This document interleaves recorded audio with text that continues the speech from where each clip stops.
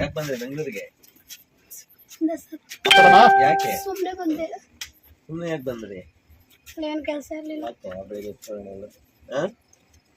ಅಮ್ಮ ಏನ್ ಕೆಲಸ ಮಾಡ್ತಾ ಇದ್ರಿ ಬಿಡದೇನಲ್ಲಿ ನೀವು? ಗಾರೆ ಕೆಲಸ ಸರ್.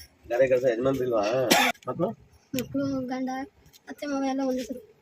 ಇದೆಲ್ಲ ಸುಟ್ಟೋಗೈತೆ. ಅಲ್ಲಮ್ಮ ಎಲ್ಲ ಗ್ಯಾಸ್ ಬಸ್ ಹಾಕ್ತಿರೋದು ಸರ್. ಗ್ಯಾಸ್ ಬಸ್ ಆಗಿ ನೀವು ಅದ್ರಲ್ಲೇ ಇದ್ರಾ? ಗ್ಯಾಸ್ ಬಸ್ ಇಲ್ಲ. ನೀವು ಒಬ್ರು ಬದುಕೊಂಡ್ರ? ಅಮ್ಮ ಮಕ್ಕಳು ಇಲ್ವಾ ತಮಗೆ? ಮಕ್ಕಳು ಇಲ್ಲ ಸರ್. ಆಶ್ರಮದಲ್ಲಿ ಇರ್ತೀರಾ ನೀವು? ಏನೇನ್ ಕಾಯಿಲೆ ಇದೆ ಅಮ್ಮ? ಏನ್ ಕಾಯಿಲೆನೂ ಇಲ್ಲ. ಬೆಳಗ್ಗೆ ಇವತ್ತು 3 ದಿವಸದಲ್ಲಿ ಹಾಸ್ಪಿಟಲ್ ತೋರಿಸಿದೆ. ಅದೇ ಏನಕ್ಕೆ? ಜ್ವರ ಇತ್ತು, ಕೆಮ್ಮು, ಆಮೇಲೆ ಕಾಲು ಕೈ ಎಲ್ಲ ನೋವು ಇತ್ತು.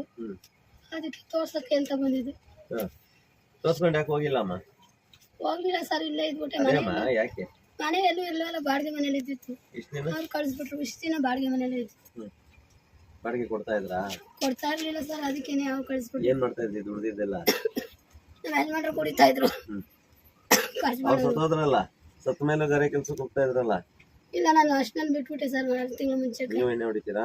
ಮುಂಚೆ ಹೊಡಿತಾ ಇದ್ದೀವಿ, ಬಿಟ್ಬಿಟ್ಟೆ ಸರ್. ಎಣ್ಣೆ ನಮ್ಮನ್ನ ಕುಡಿಬಾರ್ದಮ್ಮ, ನಾವ್ ಎಣ್ಣೆ ಕುಡಿಬೇಕಷ್ಟೇ. ನೋಡಿ ಎಂತ ಪರಿಸ್ಥಿತಿ ತಂದ್ಕೊಳ್ತೀರ.